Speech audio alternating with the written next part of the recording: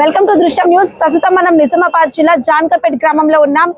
ఈ రోజు చివరి రోజు ప్రచారంలో భాగంగా మనతో పాటు సుంచనకోట అనురాధ కిషన్ గారు ఉన్నారు. వారితో మాట్లాడదాం. ప్రచారం ఏ విధంగా సాగుతుందో. నమస్తే సార్, ప్రచారం ఎలా జరుగుతుంది సార్? అధికార పార్టీ అభ్యర్థి సుంచనకోట అనురాధ ప్రజలందరూ పట్టం కట్టినరు. అధికార పార్టీ అభివృద్ధి చెందుతుందని చెప్పేసి అధికార పార్టీకి తోడ్పడుతున్నారు. ప్రతి ఓటరు పాన గుర్తుకు ఓటేసి భారీ మెజార్టీతో గెలిపిస్తా అని చెప్పేసి చెప్తున్నారు.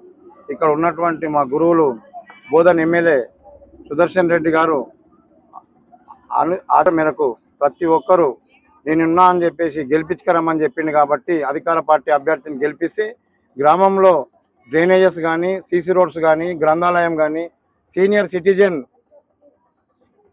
ఆఫీసర్స్కు ఓ గార్డెను డెవలప్ కావాలని ప్రతి పథకానికి గ్రామంలో ఉన్నటువంటి ప్రతి కులస్తులకు కులమత భేదం లేకుండా అందరినీ ఆదరించే కుటుంబం. గతంలో మా అమ్మగారు కానీ, మా అన్నగారు కానీ, మా తమ్ముడు గారు కానీ వీళ్ళందరూ గ్రామానికి సేవ చేసిండ్రు.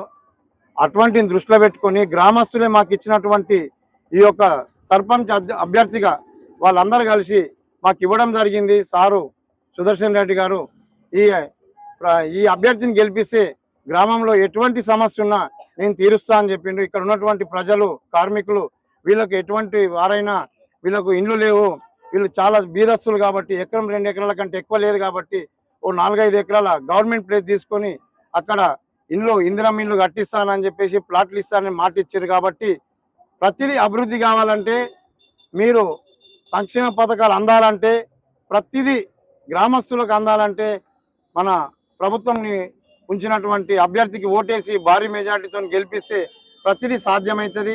సార్ చెప్పినట్టు నేను మీ ఎన్నంటా ఉన్నా అని చెప్పేసి చెప్పడం జరుగుతుంది.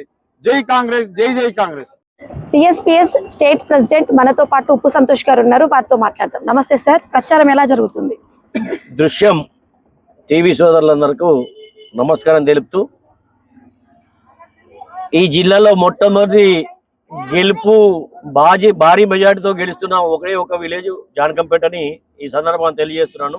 ఎందుకంటే మేము అన్ని రకాలుగా అన్ని గ్రామాలలో చూసినప్పటికీ ఇక్కడ కులాలు మతాలకు అతీతంగా ముస్లింలు కానీ, హిందువులు కానీ, ప్రతి కులంలో మున్నూరు కాపులు, సాగరోళ్ళు, మంగళోళ్ళు అన్ని కులాల వ్యక్తులు ఇక్కడ కలియ చూస్తే చాలా ఆనందంగా ఉంది. వీళ్ళందరూ ఏక కంఠంతో ముందుకు వచ్చి ఒక అభ్యర్థిని ఉండు నువ్వు, అతను పెళ్ళైన తెల్లారే ఉండు నువ్వు అని చెప్పి బలవంతంగా ప్రజలు నిలబెట్టిండేనండి. ఈ ప్రజలు నిలబెట్టి వాళ్ళే గెలిపించుకుంటున్నారు. ఈ గెలుపు అనేది చాలా ప్రజలకు ఆనందదాయకము. అంతేకాదు ఇంకా 3 సంవత్సరాలు గవర్నమెంట్ ఉంటుంది. ఆ గవర్నమెంట్ పథకాలు ఎవరికైనా కానీ, ఇప్పుడు నిరుపేదలకు కానీ, ఇప్పుడు ఇంద్రమీన్లు కానీ, ఇంకా వేరే ఏవి కావాలన్నా ప్రభుత్వం తరఫున, ప్రభుత్వం ఉన్న వ్యక్తి ఉంటే ప్రభుత్వం తరఫున మీకు అందుతాయి.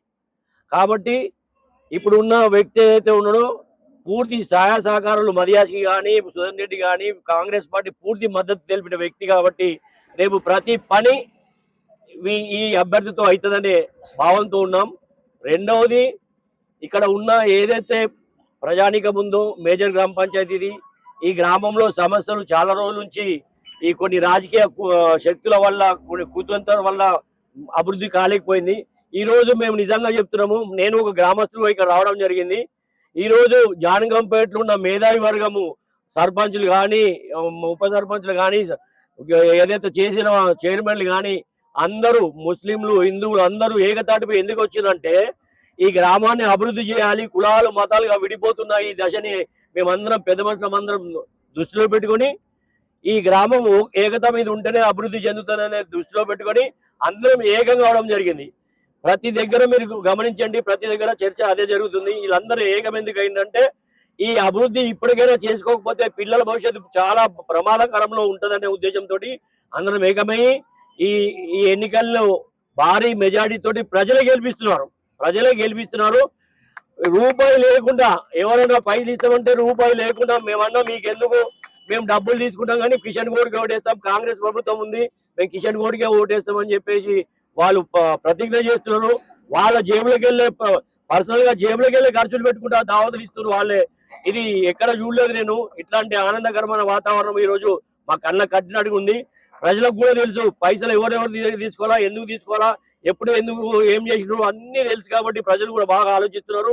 పైసలు లేకపోయినా ప్రభుత్వం ఉంది, ప్రభుత్వం ఉన్న తర్వాత అతని వెనుక మేధావులు ఉన్నారు, మేధావి వర్గం అందరూ కూడా అతనికి సపోర్ట్ చేసి గెలిపించడానికి ముందుకు వచ్చినందుకు ఈ శుభ సందర్భంలో నేను గ్రామం తరఫున, నేను రాష్ట్ర సామాజిక వర్గం తరఫున ధన్యవాదాలు తెలియజేస్తూ జై చుంచనకోట అనురాధ ఆమెకే ఓటేసి అందరూ భారీ మెజార్టీతో గెలిపిస్తారని పాన గుర్తుకే మన ఓటు, పాన గుర్తుకే మన ఓటు.